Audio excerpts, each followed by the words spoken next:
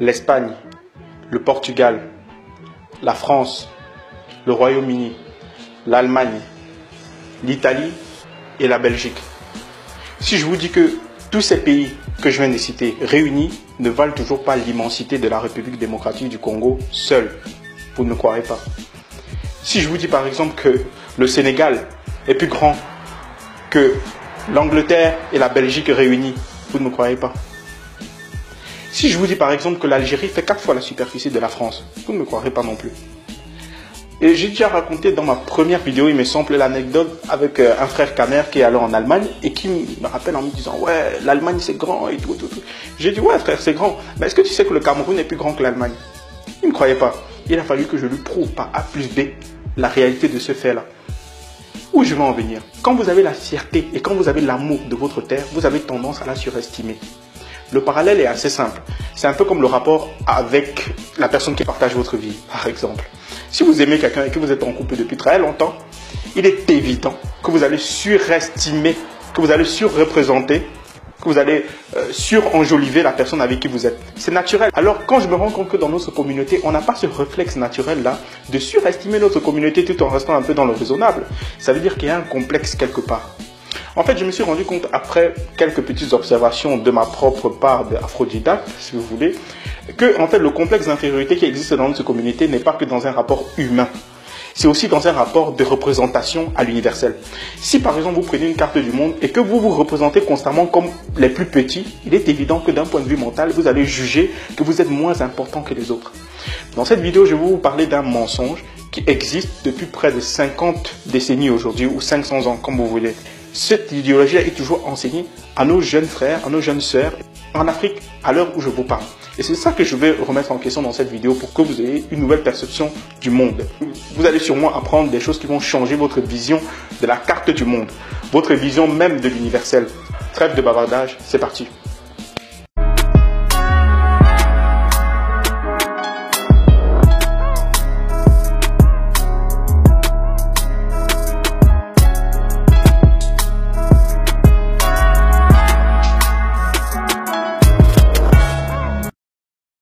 Vous savez, sur une carte du monde, chaque pays se représente selon son propre paradigme.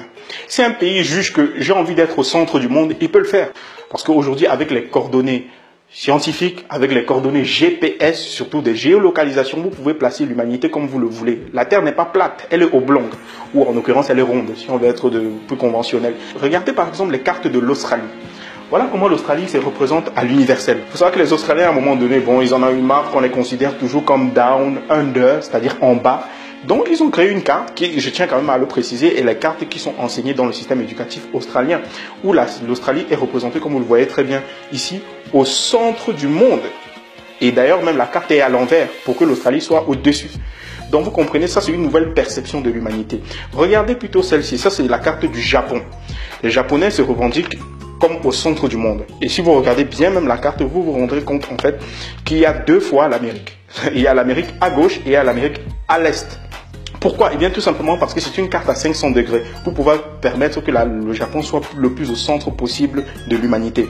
Il y a aussi une nouvelle perception dans la carte japonaise qui sont en fait les plaques tectoniques que vous pouvez remarquer juste aux alentours de certains continents. En fait cette carte-là a eu énormément d'impact dans le système éducatif japonais. Et ça va vous étonner ce que je viens de vous dire, ce que je veux vous dire, mais écoutez bien, il faut savoir que quand vous regardez bien le Japon là, en fait, il se trouve à l'intersection de plusieurs plaques tectoniques. Cela a entraîné dans le comportement des Japonais une façon de s'organiser, une façon d'être ordonné, parce qu'ils savent pertinemment qu'ils vivent dans un pays qui est sujet aux catastrophes naturelles. Ce qui fait en sorte qu'ils sont tellement organisés que s'il y a un problème, ils sont aptes à pouvoir réagir en conséquence. Et c'est ça qu'a servi notamment cette carte-là dans un système éducatif. Donc il ne faut surtout pas négliger l'importance d'une représentation cartographique pour un peuple. Et c'est de ça qu'il s'agit dans cette vidéo. Regardez par exemple cette carte-ci, c'est la carte de la Chine. Il faut savoir que d'ailleurs que même dans le toponyme Chine, en mandarin Chine, c'est dit Zongo. Pas Zongo le dozo.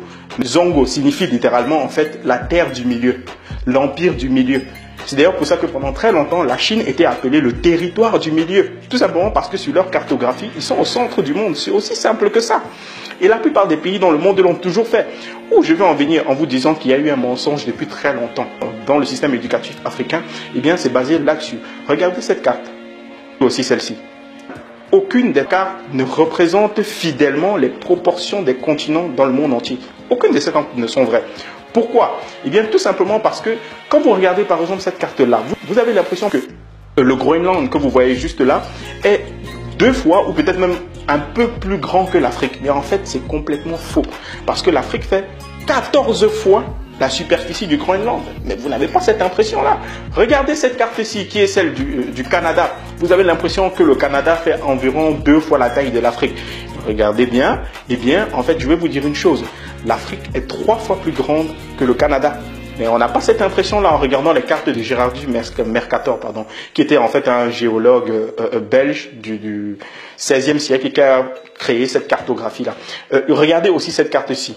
C'est la carte de la Russie. Quand vous regardez ça, vous avez l'impression que la Russie, en fait, est... Oh là là, on dirait qu'elle est 3 fois plus grande que l'Afrique. Mais quand vous regardez bien que quand c'est remis au niveau de l'équateur, elle n'est pas si impressionnante que ça. En fait, l'Afrique fait un peu moins de 2 fois la taille de la Russie. Mais on n'a pas cette impression-là quand on regarde la carte du monde selon Gérardus Mercator. Cette même carte-là a été reprise depuis près de 5 siècles aujourd'hui pour pouvoir être perpétuée dans le système éducatif occidental et donc à la fin dans le système éducatif africain. C'est de ça que je parle, de mensonges qui existent depuis 5 siècles. Dans les écoles et dans les universités de Boston, au début de l'année, ils ont décidé d'enlever les cartes de Gérardus Mercator au programme et de mettre, en tout cas de faire l'achat que de cartes Peters, qui est cette carte-là, ou plutôt de Gall-Peters. Donc cette carte-là est beaucoup plus représentative des proportions des continents. Si vous regardez bien, vous vous rendez compte que là, on n'a pas l'impression que le Groenland est 15 fois plus grand que l'Afrique. On n'a pas l'impression ici que la Russie surplombe toute l'humanité. On n'a pas l'impression ici que le Canada fait au moins 15 fois l'Afrique. D'ailleurs, il ne s'agit pas que d'Afrique, en fait. C'était une volonté clairement idéologique de classer le continent américain, c'est-à-dire sud-américain en l'occurrence, les continents qui se trouvent notamment dans ce que certains appellent le tiers-monde, comme beaucoup plus petits. En fait, l'Europe n'est pas si impressionnant d'un point de vue démographique que ça. Ça, c'est le schéma 4 des Ecker que vous voyez là. Ces schémas-là représentent de façon beaucoup plus fidèle les dimensions et les proportions de tous les continents sur Terre. Comme je l'ai expliqué en tout début de vidéo, la représentation cartographique du monde a une importance sur les comportements humains. Et d'ailleurs, tous les pays l'ont bien compris. C'est pas un hasard si les pays se placent au centre du monde. C'est parce qu'ils savent bien que cela a un intérêt aussi bien psychologique que culturel. Je devrais préciser une chose, c'est que notre représentation de l'universel, c'est-à-dire qu'en tant qu'Africain, n'est pas du tout dans le sens qu'on le perçoit aujourd'hui. Il est plutôt à l'inverse. Il faut savoir que les Égypto-Nubiens représentaient leur terre inversée comparée à ce qu'on voit aujourd'hui. C'est d'ailleurs pour ça que quand on parle des Zoulous, quand on dit Zoulous, tout le monde connaît les Zoulous, ce sont les peuples majoritaires en Afrique du Sud, de Chaka Zulu notamment. Eh bien, Zoulou signifie littéralement les peuples du ciel. Tu ne peux pas te considérer comme du ciel si, d'un point de vue imaginaire, tu viens du Sud. Je ne sais pas si vous comprenez où je vais en venir. En fait, les Zoulous se considèrent comme le peuple qui est au nord. Donc, en fait, dans notre cartographie traditionnelle, l'Afrique est dans ce sens-là plutôt. Et bon nombre d'intellectuels africains ont compris l'intérêt de cela, notamment le géostratège et économiste camerounais qui s'appelle Jean-Paul Pougala. Il a mentionné cela sur la couverture de son livre qui s'appelle Géostratégie africaine dans le tome 2, se basant sur l'économie, qui a cette affiche-là. Ou plutôt, bon, vous le voyez là, juste là. En fait, là-dessus, il a voulu marquer un signe, une façon de dire qu'on doit se représenter d'une certaine façon. Parce que l'humanité n'est pas figée. Le monde entier n'est pas dans le sens droit. C'est pas parce que le monde est comme ça qu'il doit être comme ça. Tu peux placer le monde comme ça. Avec les coordonnées géographiques, tout est possible aujourd'hui. Donc, où je vais en venir, c'est que si vous n'avez pas une carte de Gall-Peters, je vous conseille vraiment de vous en procurer une, surtout pour vous-même et aussi pour vos enfants si vous en avez. Parce qu'il faut vraiment qu'ils comprennent depuis très jeunes l'importance de se percevoir dans les proportions réelles. Et non pas avec une vision qui les rend déjà beaucoup plus réfractaires à l'émancipation de leur continent. Parce qu'ils ne perçoivent pas leur terre comme immense, ils ne perçoivent pas leur terre comme bien, ils idéalisent pas leur terre. Du coup, ils ne développent pas un amour pour leur terre. C'est purement psychologique, mais c'est réel. Donc, vous trouverez le lien pour pouvoir commander cette carte juste dans la description de cette vidéo. Je vais finir juste avec un extrait d'une série américaine qui explique cela de façon beaucoup plus humoristique. Donc, avant de vous mettre l'extrait, je dirais juste une chose. Si vous avez apprécié le contenu, n'oubliez pas évidemment de valider la vidéo, de partager avec quelqu'un de votre entourage et n'oubliez pas évidemment de cliquer juste sur la cloche que vous voyez là, juste à côté du bouton abonner. C'est une nouvelle fonctionnalité de YouTube. Si vous ne cliquez pas sur cette cloche-là, YouTube va partir du principe que vous n'êtes pas abonné à ma chaîne, donc vous ne serez pas averti lors de mes prochaines publications. Je sais que ça fait un peu longtemps que je n'avais pas publié, donc je reviens un peu en force, comme on dit. Je vous dis à la prochaine au TEP les Kémites. L'extrait arrive dans quelques secondes. C'est parti. You're telling me that Germany isn't where we think it is? Nothing's where you think it is. Where is it? I'm glad you asked. The Peters projection. South axes at right angles. What the hell is that? It's where you've been living this whole time.